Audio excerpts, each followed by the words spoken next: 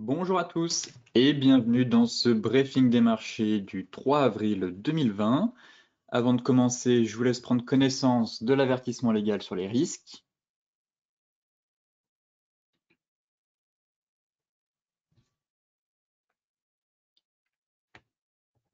Et tout de suite, focus marché avec les bourses européennes qui ont terminé en hausse jeudi, soutenues principalement par l'envolée des cours du pétrole qui a compensé un indicateur catastrophique sur l'emploi aux États-Unis et une situation sanitaire qui ne montre toujours pas de signe d'accalmie. Alors, les investisseurs attendaient une dégradation du travail aux États-Unis, mais pas aussi spectaculaire. Effectivement, les inscriptions hebdomadaires au chômage ont atteint la semaine dernière un niveau record à 6,65 millions contre 300 000 millions la semaine précédente. C'est largement supérieur à l'estimation moyenne de 3,5 millions des économistes interrogés par Reuters et bien au-dessus de la prévision la plus haute qu'il est donnée à 5,25 millions.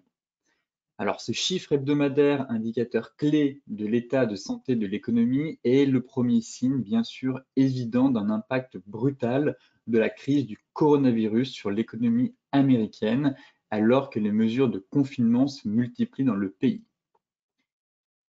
Côté US, eh bien Wall Street a rebondi après 2 séances consécutives dans le rouge grâce à l'envolée des cours du pétrole qui a compensé, comme je vous le disais, l'indicateur catastrophique sur l'emploi aux États-Unis.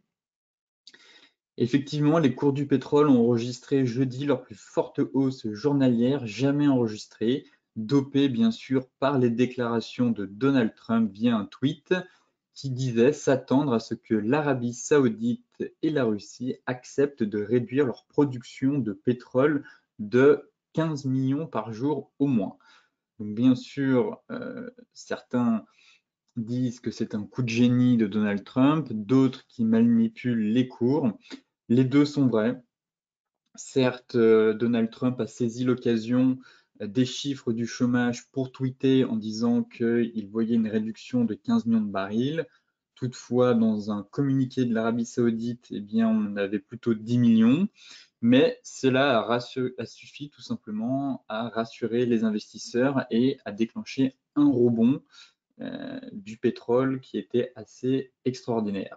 Effectivement, les propos du président américain eh bien, laissent entrevoir une possible trêve dans la guerre des prix que se livrent depuis le mois dernier Moscou et Riyad, qui a provoqué justement un effondrement des cours du brut. Et bien sûr, cette spectaculaire remontée des prix du pétrole a relégué en arrière-plan la statistique pourtant très mauvaise des inscriptions hebdomadaires au chômage qui ont atteint la semaine dernière, comme je vous le disais, un niveau record à 6,65 millions contre les 3,3 millions la semaine précédente.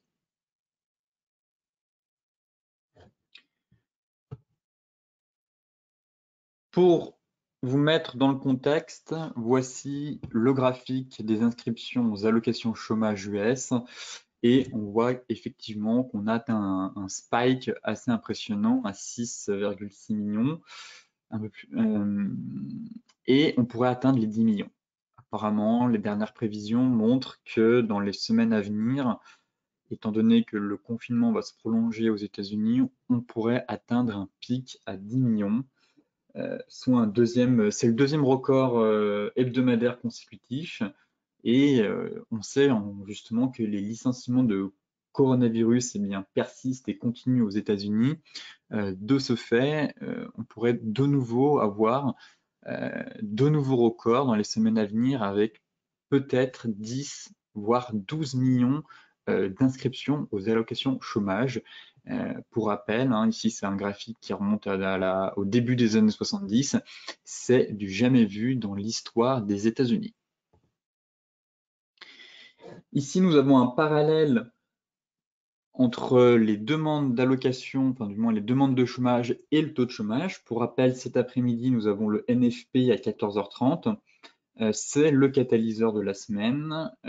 Alors certes, le NFP prend en compte les données du mois de mars, sachant que Les États-Unis n'étaient pas encore sous confinement début mars, donc il va modéliser une partie de l'impact du coronavirus, sachant que les États-Unis, eux, sont entrés plutôt vers la mi-mars, donc début mars, pour le moment, ça allait.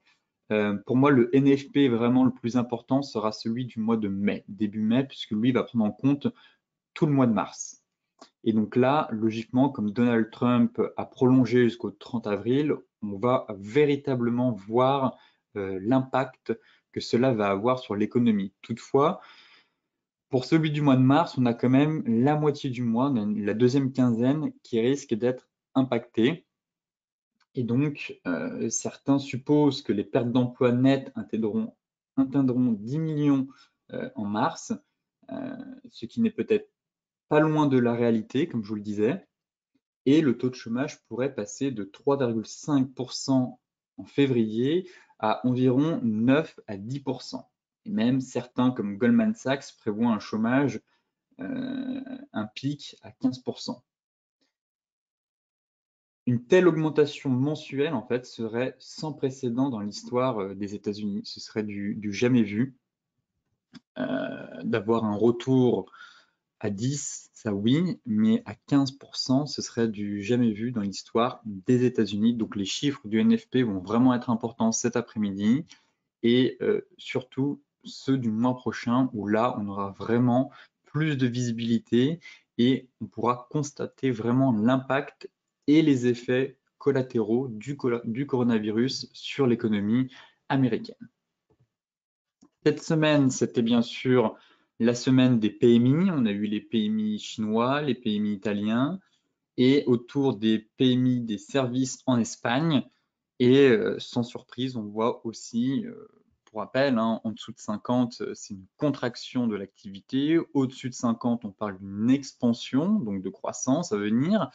Là, on est tombé à 23. On est tombé à 23. C'est un record aussi pour les PMI services en Espagne.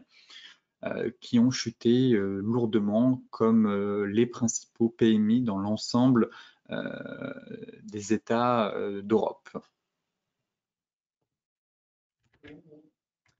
Côté graphique maintenant, avec le CAC 40 qui risque de clôturer la semaine dans le rouge, comme le montre ce graphique. Peut-être la fin du rebond, en tout cas en hebdomadaire. Le marché dans l'attente du NFP, tout simplement. Mais on a quand même des signes de dégradation, de fin de rebond. On voit que le mouvement s'essouffle. Alors, deux scénarios, hein. Soit finalement on va reprendre appui sur notre zone de support située à 4082, 4130, et dans ce cas-là, réussir à repartir en direction des 4550, voire des 4006 pour aller combler le gap qui est juste ici. Sinon, dans le cas contraire, eh bien, on a quand même l'épaule tête-épaule, certes qui n'est pas très jolie, toutefois, elle a été validée. Voilà, une épaule, tête, épaule, et on est sous les 4002. Voilà, c'était le seuil que j'évoquais hier. Je vous disais que sous les 4002, ça pouvait éventuellement coincer, et les acheteurs, pour moi, prenaient l'ascendant psychologique et mettaient vraiment un terme au rebond. Et c'est le cas. Pour le moment, on est sous les 4002. On voit que le marché se cherche depuis ce matin. On est vraiment dans l'attente. Hier, on a quand même fait une bonne fausse sortie. On va revenir en détail sur ce qui s'est passé avec le Dow Jones et la petite manipulation de marché de Donald Trump. Car c'est intéressant de voir en fait qu'à chaque fois qu'on a les chiffres des inscriptions aux allocations chômage, comme par hasard, on sait que les chiffres vont être désastreux et on a une news pour en fait faire remonter tout ça, remonter la pente. La semaine dernière, on avait eu aussi une news et là, on a Donald Trump qui est sorti du bois et qui nous a sorti un tweet concernant une réduction à venir de l'Arabie Saoudite sur sa production et donc ce qui a permis de sauver les indices qui étaient dans le rouge. Donc on fera le point sur le Dow Jones car c'est plus intéressant de voir, de décortiquer la séance. Mais concernant le CAC et le Dow Jones, pareil, le CAC et le DAX, on a eu des fausses sorties. Là, on avait l'épaule, tête-épaule qui a été validée. Bon, logiquement, ce serait d'aller chercher le gap ici. Voilà. On va avoir le NFP, c'est le NFP qui va driver la séance. Même si je pense que les investisseurs et le consensus prévoient une destruction d'emplois, peut-être que ce n'est pas totalement intégré dans les prix si les chiffres sont vraiment catastrophiques. Dans ce cas-là, oui, on pourra avoir un retour pour venir combler le gap qui est juste ici. Concernant le DAX, voilà, le DAX, c'est la même chose. On a une fausse sortie ici, suite au tweet de Trump, justement, on cassait le range sur cette bougie, belle bougie impulsive qui casse le range, qui ouvrait la voie justement pour aller chercher notre gap. Derrière, petit tweet d'espoir. Bon, les marchés ont besoin de ça actuellement. Ils se nourrissent d'espoir. Donald Trump est très fort pour alimenter l'espoir, comme il l'avait fait lors de sa guerre commerciale avec la Chine sur l'accord de phase 1, en disant nous avons un deal, nous avons un deal. Il a fait ça pendant 18 mois. Résultat, les marchés ont monté pendant 18 mois. Lors des stratégies bourse, j'étais content de la situation de marché, non pas à cause du coronavirus, bien sûr, c'est catastrophique sur l'économie et sur l'ensemble des pays, mais plutôt j'étais satisfait de voir que Donald Trump ne pouvait plus manipuler le marché à coups de tweets comme il le faisait. Et effectivement, j'ai peut-être parlé un peu trop vite. Et on voit qu'il a réussi encore à nous sortir un lapin de son chapeau pour retourner le marché une nouvelle fois quand on a des mauvais chiffres qui tombent. Ça faisait très longtemps qu'il n'avait pas réussi à faire un tweet qui avait eu autant d'impact. Avant, c'était essentiellement sur la guerre commerciale avec la Chine.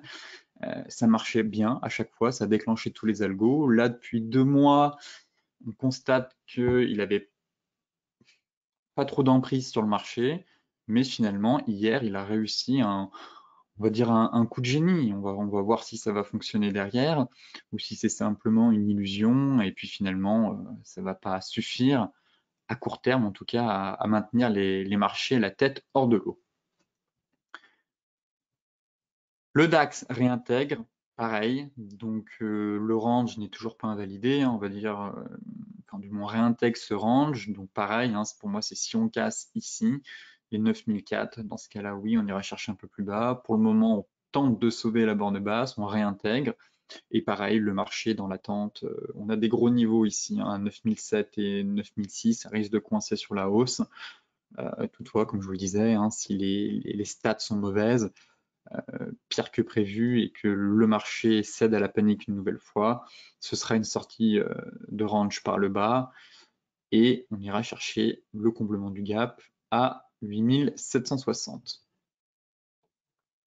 En journalier, bon, pas grand chose, la moyenne mobile 20 qui fait toujours obstacle au prix. Bon, pas mal de chandeliers d'hésitation durant la semaine, on n'est pas sur des chandeliers de continuation, on voit que que le marché est à bout de souffle. Clairement, il a quand même fait 20% de hausse. Là, on voit que ça se tasse, que ça manque de carburant pour poursuivre la hausse. Donc on verra. Peut-être que cet après-midi, les chiffres vont pas être si catastrophiques, ou s'ils sont catastrophiques, eh bien, on va peut-être avoir encore un tweet ou une annonce de dernière minute qui va rassurer les marchés.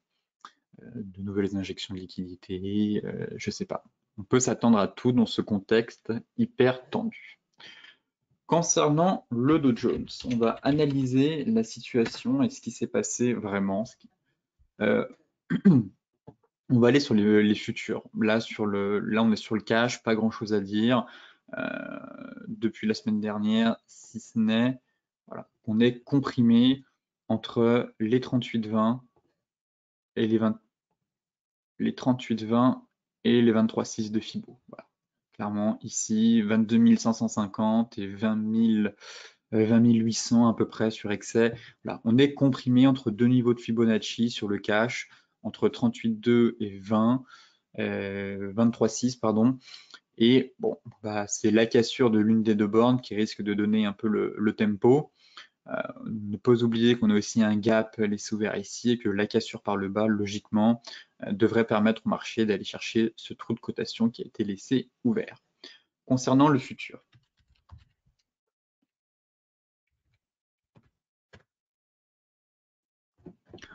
On va essayer de décrypter cette séance un peu folle.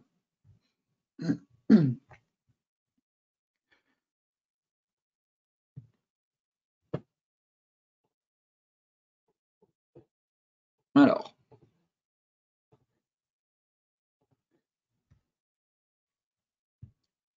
concernant la séance de hier, eh bien tout simplement, on avait commencé légèrement dans la en hausse. Ici, on a eu les chiffres des inscriptions d'allocation chômage, donc catastrophiques, pire que prévu, battant même le consensus des analystes à la baisse du coup.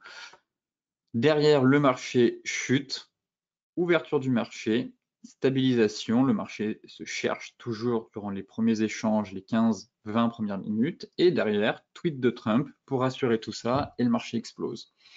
Et clôture en hausse, du coup, alors qu'on était parti pour clôturer dans le rouge.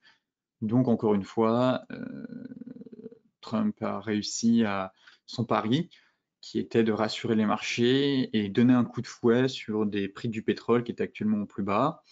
Moi, ce qui m'interpelle surtout, c'est que la semaine dernière, on a eu la même chose en fait. Ici, donc là, on avait le décalage vu qu'on avait reculé d'heure, on n'avait pas encore fait le changement d'heure, donc c'était à 13h30, donc on a eu les inscriptions au chômage, et en fait, on a explosé à la hausse derrière, alors que le chiffre était catastrophique. En fait, tout simplement, c'est que on a eu le G20 qui a annoncé un plan de 5 000 milliards d'injections de liquidités dans l'économie. Et en fait, derrière, ça a tout simplement annulé l'effet chômage aux États-Unis et ça a suffi à rassurer les marchés. On a explosé à plus de 4%. Et en fait, on a eu une nouvelle fois le même scénario ici avec Donald Trump. Bon, bah, on a déjà eu des injections de liquidités, donc il s'est dit, tiens, bizarrement, j'ai conclu, j'ai eu le prince héritier en Arabie pile poil 15 minutes juste avant les chiffres. Je fais un tweet et résultat, on annule l'effet contraire, enfin du moins ça annule l'effet chômage, ça rassure le marché et on clôture dans le vert une nouvelle fois. C'est pour ça que je me montre un peu sceptique pour cet après-midi, c'est que on attend des chiffres pas forcément très bons. Et je ne serais pas étonné d'avoir un nouveau tweet de Donald Trump ou une nouvelle injection de liquidité de la Fed suite au NFP pour rattraper tout ça si on clôture, si les indices partent une nouvelle fois vers le sud, d'avoir un effet contre-annonce tout simplement pour rassurer, dire non mais finalement le chômage n'est pas si grave, on va faire beaucoup de choses et on va encore une nouvelle fois injecter des liquidités, ce qui va permettre de soutenir les indices à court terme. Mais pour moi, ça ne résout pas le problème, c'est juste un gain de temps. En 4 heures, voilà ce qu'il faut surveiller. On a toujours ce double top qui se tient. Et soit on est dans un range, soit on est vraiment dans un double top. Pour moi, la ligne de coup était à 21 000, on est venu la casser, la retester. C'est ici que ça se joue. Voilà. Soit on part en fait sur un range en prenant les mèches, ici, donc on va avoir un énorme range de consolidation entre 20 780 et 22 500, soit au contraire on casse véritablement cette fois sous les 20 680 et dans ce cas-là, on va chercher l'objectif théorique du double top pour aller combler, comme je vous le disais juste avant, le gap laissé ouvert par ici. Voilà le scénario à mettre en place. Toutefois, restez prudent avant un NFP, ça peut déclencher énormément de volatilité. Et voilà, c'est le scénario en gros qui va se produire sur le Dow Jones, je pense. Soit on part dans une phase de trading range à nouveau, soit finalement on casse tout, fin du rebond technique, et on va chercher le gap laissé ouvert. Côté Forex, pareil, côté Forex, on va éviter de faire des prévisions avant le NFP.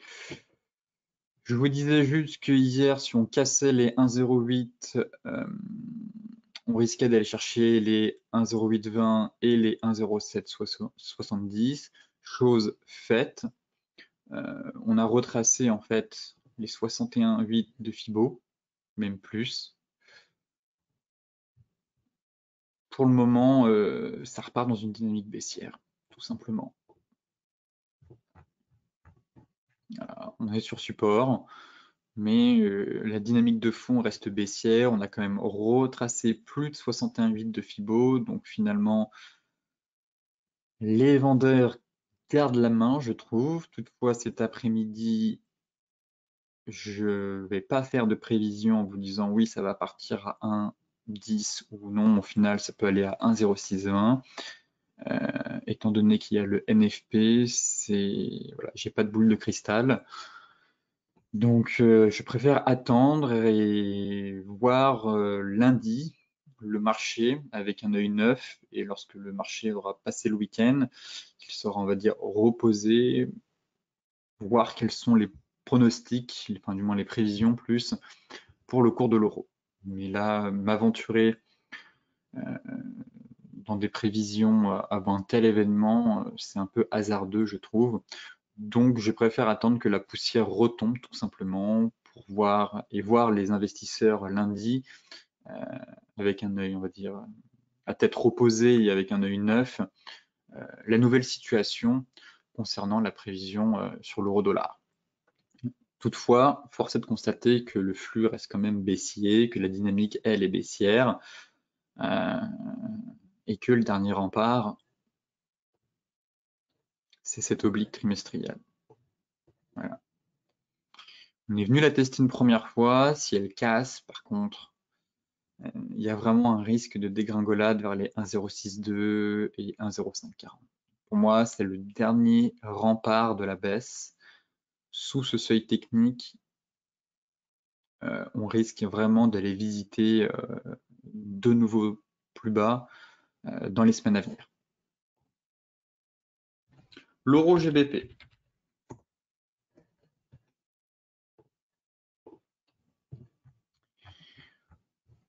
Voilà, test sur la zone chaude, quasiment atteint. Pour moi, l'objectif théorique du triangle, pour rappel, avait été atteint. On n'était pas à 10 pips près, car on était dans une zone chaude, pour rappel. Voilà, belle réaction ici sur MM200, MM50, hebdomadaire, au pips près, couplé à MM200 journalière. Donc, énormément d'éléments qui convergent. Logique qu'on ait eu une réaction du marché sur ce niveau-là. Voilà, on avait trop d'éléments qui allaient dans la même direction, qui convergeaient, avec toutes ces moyennes mobiles. Je pense qu'avec l'Ishimoku, j'avais à peu près la même chose, mais on était sur un gros niveau de prix. Voilà. On est venu chercher les anciens tops d'ici. Normal qu'on ait une réaction du marché.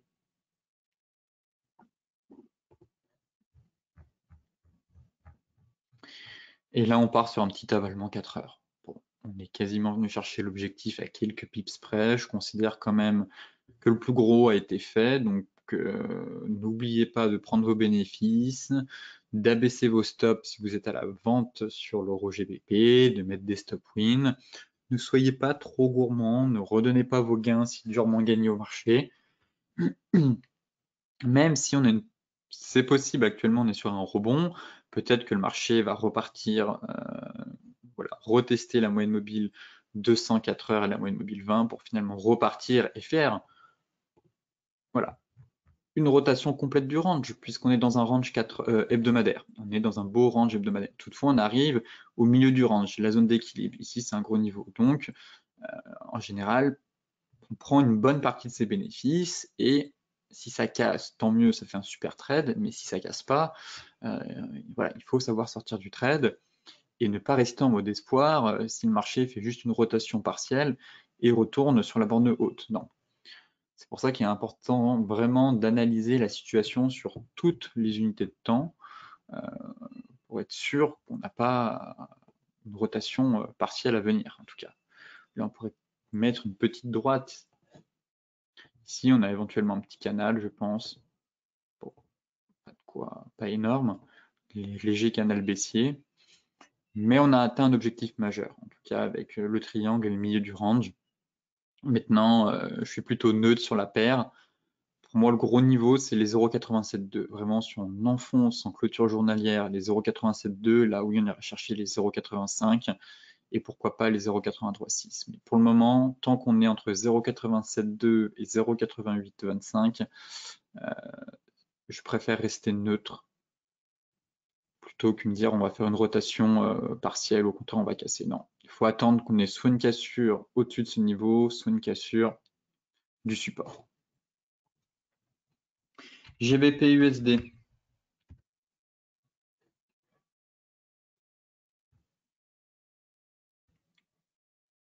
On sort un peu d'un range de consolidation, je trouve, sur cette paire.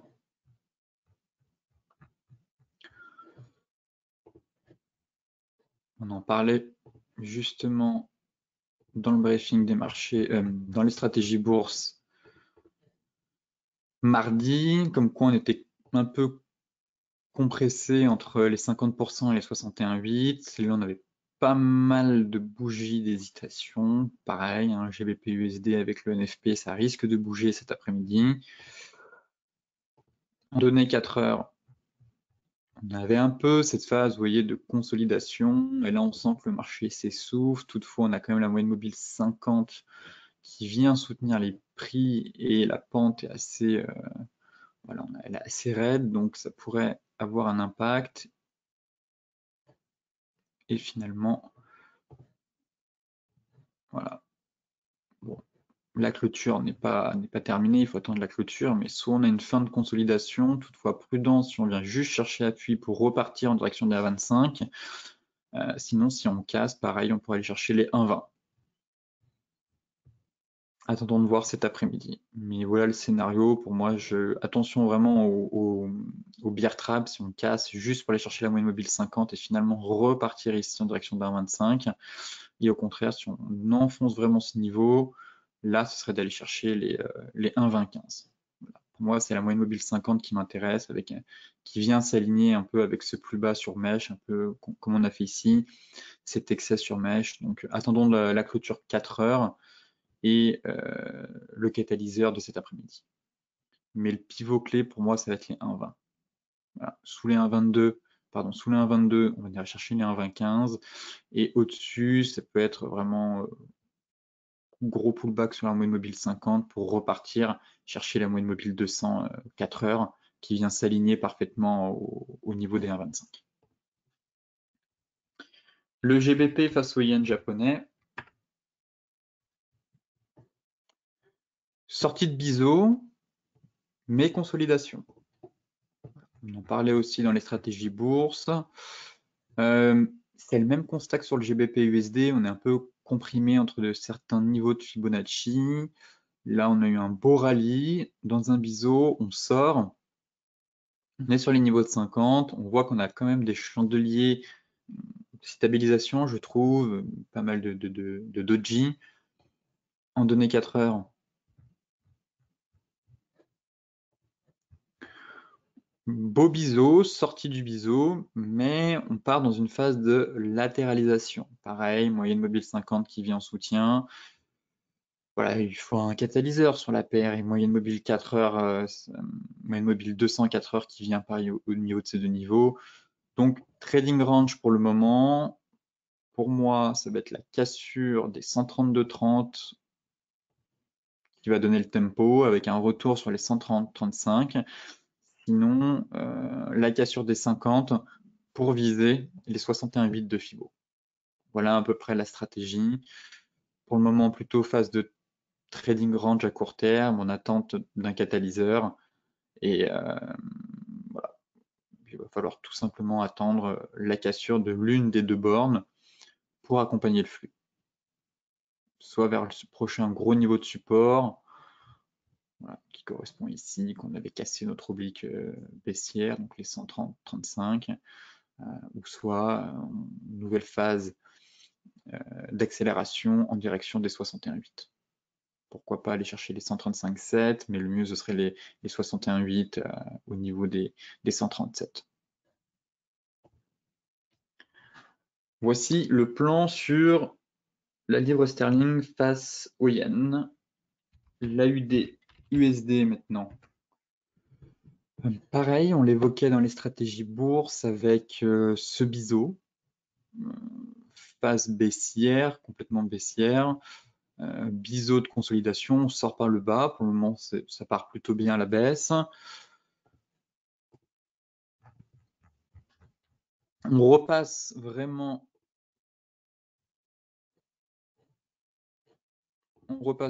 sous le... Du coup, c'était un support, mais c'est devenu la résistance. Enfin, on avait une énorme résistance ici vers les 0,6057, la résistance mensuelle. Vous voyez, juste ici, là, on avait une accumulation de mèches. Pareil, on était venu travailler, si je me mets sur les unités de temps hebdomadaires. On avait vraiment un gros niveau, qu'on était venu casser cette résistance dans un premier sens.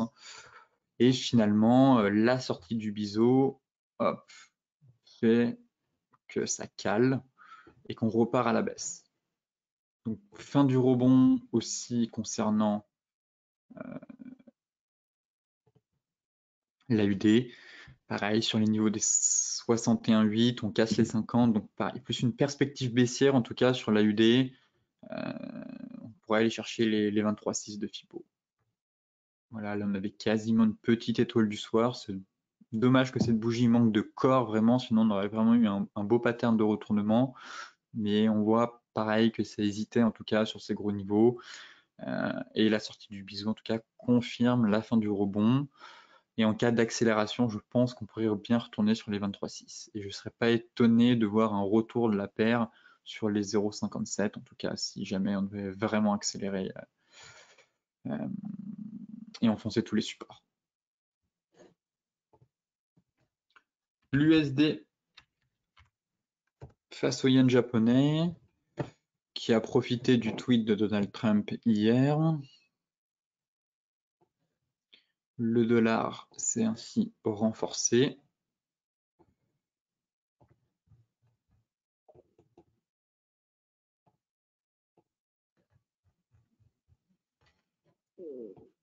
Alors, concernant cette paire, on est dans un range en fait à court terme, je trouve.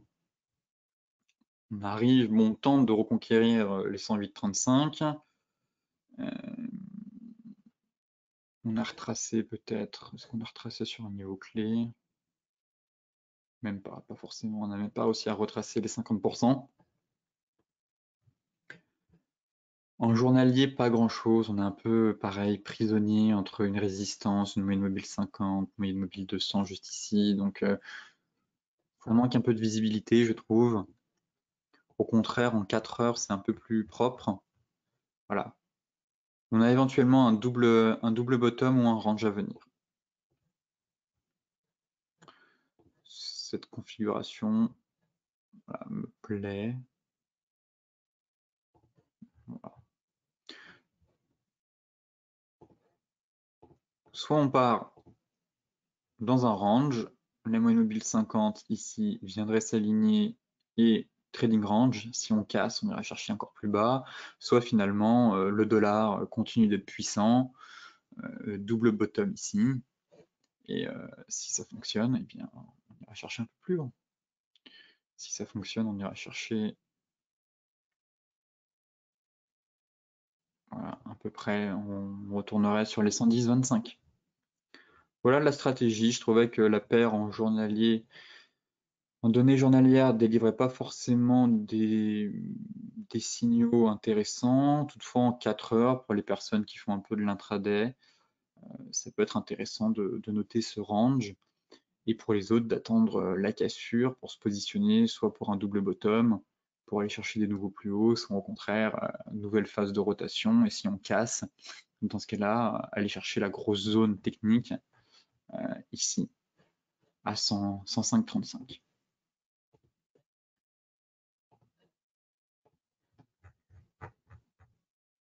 Voilà. Ici, sous gros niveau, on a toutes les mèches et le body, accumulation de voilà, des prix ici, ça pourrait être intéressant en extension vraiment, si on sort par le bas, d'aller chercher ce niveau-là. Mais bon, pour le moment, laissons le marché venir à nous et n'anticipons pas trop les mouvements. Les matières premières, alors le gold. Pareil, le gold qui a profité hier des annonces de Donald et qui s'est envolé de quasiment un 40%. On a franchi la zone qui était un peu compliquée à passer avec toutes les moyennes mobiles 50 et la moyenne mobile 20. J'aimerais quand même un retour au-dessus des 1625. On a une reprise haussière. Ça a une belle tête en tout cas. Maintenant, reste à savoir, est-ce qu'on n'aurait pas un porte-voix peut-être? J'attends de voir. J'attends de voir si on n'a pas une figure qui pourrait se mettre en place. Une espèce de porte-voix. Oui. Hop, porte-voix, un élargissement symétrique, tout simplement élargissement de sommet, comme ici. On viendrait tester une première fois les 1625. On a éventuellement une figure de consolidation qui est en train de se mettre en place. Une espèce de porte-voix. Donc pareil, attendons de voir la rotation, mais effectivement, en cas de cassure des 1625, ça ouvrirait la voie en tout cas à une poursuite de la hausse en direction des 1655 et pourquoi pas 1700. Et au contraire, en cas d'échec, ce serait un retour vers les 50 et on viendrait chercher le bas du porte-voix, ici en extension. Mais on est dans une reprise haussière, en tout cas ça consolide. J'ai besoin d'avoir un historique de prix un peu plus long pour confirmer vraiment ce porte-voix et voir si effectivement on a un échec ici ou au contraire si on casse. Par contre, voilà, ce serait une fin de consolidation pour moi et un signal de reprise haussière.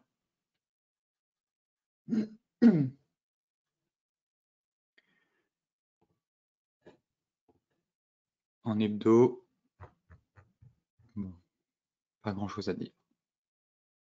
J'aimerais juste un retour au-dessus des 1625. Pour moi, c'est vraiment le gros niveau technique. Pour rappel, hein, les 1625, voilà, c'est ce seuil qui est juste là. On voit que c'est une grosse zone de polarité et c'est vraiment un niveau important à reconquérir pour poursuivre cette hausse. Alors on verra bien cet après-midi ce que ça va donner aussi si éventuellement le NFP va avoir un impact sur le cours de l'or. Maintenant, le pétrole, le fameux pétrole, qui prend encore 8%. Bravo Donald. Message d'espoir envoyé au marché. Certes, je m'attendais plus à voir le pétrole au niveau des 20. Bon, rien n'est fait pour le moment. Rien n'est fait. On est sur des promesses. Là, il y a une nouvelle réunion qui doit se tenir dans quelques jours. Je ne dirais pas que je reste sceptique, mais bon, je commence à cerner le président américain et ses promesses, surtout, il est très fort dans les promesses. Il a su donner un coup de faux au pétrole qui était sur les plus bas. Si jamais il a menti, eh bien, il lui arrivera rien du tout. Si jamais il a eu raison, eh bien, tant mieux. Ça va faire remonter les prix du pétrole. Toutefois, voilà, il a fait un coup de poker, je trouve, sur le pétrole. Rien n'est fait, comme je vous le disais. J'attends de voir les prochaines semaines, tout simplement. Certains dans les stratégies bourse avaient payé ce niveau. Je leur expliquais que je pouvais comprendre que certains payent ce niveau.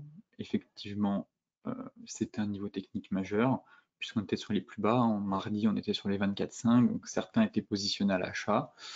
Bravo à eux, vous avez eu raison. Moi, je m'attendais à un pétrole un peu plus bas, peut-être qu'il va venir dans les semaines ou mois à venir. Je trouvais cette zone technique un peu plus propre. En tout cas, pour celles et ceux qui étaient à l'achat sur les 24,5, eh bien, n'oubliez pas de remonter au stop, de prendre quelques bénéfices. Le pétrole est extrêmement volatile. Ça peut aussi bien reperdre 10%, donc ne soyez pas trop gourmands. Toutefois, pour celles et ceux qui pensent que le pétrole va continuer de monter, je vais vous expliquer les éléments qui plaident, en tout cas, pour une hausse. Après, c'est à vous de voir si vous estimez que oui, le pétrole est allé trop bas, il peut que monter, ou au contraire, le pétrole vient de prendre 30%, je m'allège. Tout dépend de votre profil d'investissement et de vos horizons de temps. Voilà. Alors, les éléments qui plaident en faveur d'une hausse à venir sont que Donald Trump a fait une promesse, du moins c'est des espoirs, sur la réduction de production venant de l'Arabie Saoudite. Bon, voyons voir si cela va suffire pour déclencher un rebond plus conséquent sur le pétrole. En tout cas, il a su rassurer les marchés. Coup de bluff ou coup de génie, l'avenir nous le dira. Deuxième élément technique, voilà, on a une très belle étoile du matin, qui en plus a toutes les conditions, avec les conditions de renforcement. Voilà, bougie baissière, bougie d'hésitation, gap baissier entre les deux, gap haussier, et pour le moment on est en train de clôturer, on retrace plus de 50% du corps, voilà, de la bougie impulsive. Donc voilà, force est de constater effectivement qu'on a une figure de retournement d'un point de vue des prix des chandeliers japonais ici, ce qui devrait logiquement ouvrir la voie à une poursuite de la hausse. En journalier, divergence, elle est parfaitement validée. Donc on avait cette divergence ici, la hausse se poursuit. Donc elle valide aussi l'étoile du matin, configuration technique intéressante. Et enfin, 4 heures, sortie de range, un peu un double voire triple bottom un peu larvé, mais qui donne une perspective du prix du pétrole à 36. Voilà. Les éléments que je note en tout cas concernant les éléments que je note pour une reprise de la hausse du pétrole à court terme. Le message d'espoir de Donald Trump, un chandelier de retournement hebdomadaire, à savoir une étoile du soir avec toutes les conditions de renforcement. Toutefois, la clôture n'est pas terminée, mais pour le moment le pétrole prend quand même 8% et ça sent plutôt bon. Une phase de stabilisation et on repart à la hausse ici.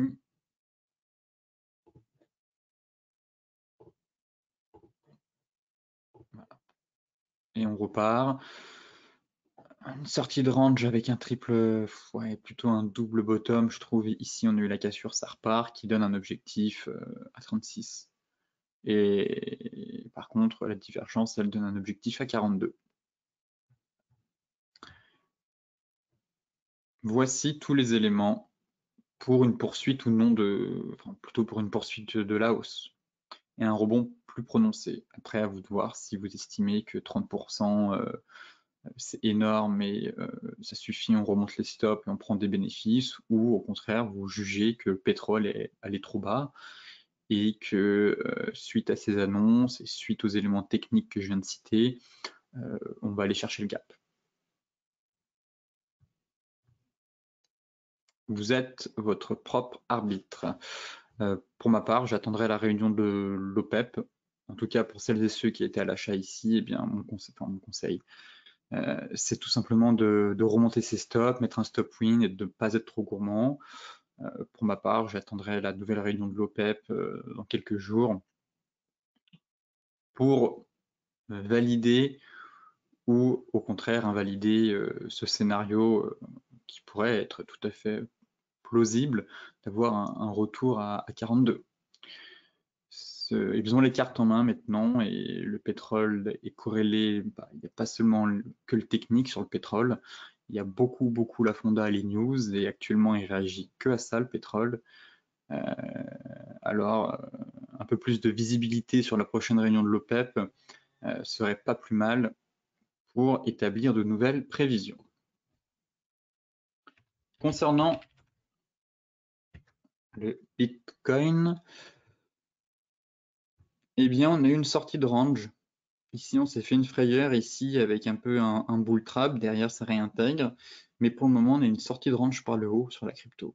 Voilà, ça sort par le haut. L'objectif serait d'aller chercher les 7630 en tout cas. C'est l'objectif de sortie de range qui correspond à notre grosse résistance juste ici.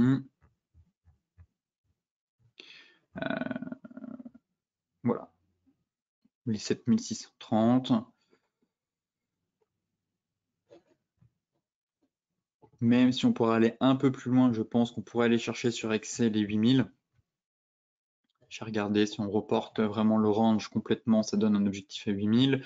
Toutefois, on évolue dans un biseau, en fait. On évolue dans un biseau ascendant. Et je préfère être prudent et me dire, tiens, dans un premier temps, plutôt les 7630. Si ça part vraiment, et qu'on n'a pas de nouveau un bull trap, d'aller chercher les 7630 qui est couplé à la fois avec la borne haute de notre biseau. Et par contre, étant donné que c'est un biseau ascendant, si on a une cassure par le bas, ce serait un retour sur les 5008. Pour le moment, ça consolide. On peut aussi sortir par le haut du biseau. C'est plutôt rare. Mais en cas de cassure par le bas, par contre, ce serait un retour sur les 5008. Mais à très court terme, c'est une sortie de range en tout cas. J'aime bien cette bougie impulsive qui casse la moyenne mobile 204 heures. Et pour le moment, on tente en tout cas de reprendre de la hauteur pour aller chercher, logiquement, pour moi, le gros objectif, c'est les 7630. Et pourquoi pas sur Excess, sur Mesh, aller chercher les 8000.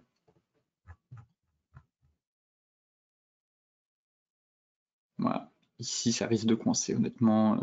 Pour ça que l'objectif théorique, c'est 8000. Mais ici, on a un gros niveau. Voilà, la borne haute du biseau et la moyenne mobile 50 qui viendrait s'aligner. Ça pourrait coincer. De plus, on est sur une résistance, donc pareil. Prudence sur enfin, du moins, ne soyez pas trop gourmand sur les objectifs des figures chartistes, car parfois elles ne sont pas toujours atteintes. Les objectifs ne sont pas toujours atteints et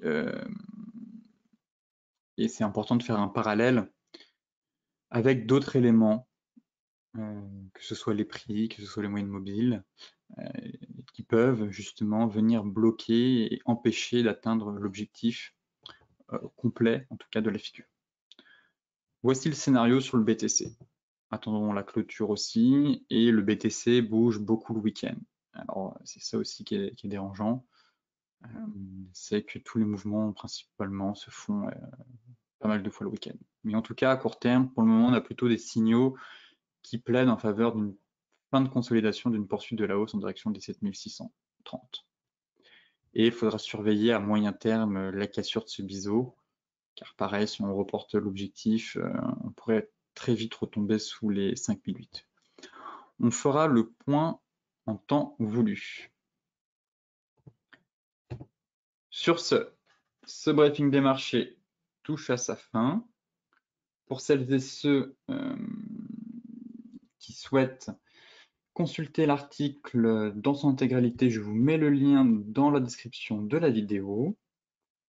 Pour rappel, vous avez aussi le webinaire Comment trader les figures chartistes qui est disponible. Je vous mets aussi le lien dans la description de la vidéo pour que vous puissiez vous inscrire. Je l'ai programmé pour le 22 avril à 14 h. Je vous souhaite à toutes et à tous une excellente journée, de très bons trades. Soyez prudents sur les marchés et on se retrouve la semaine prochaine pour faire un point sur les marchés.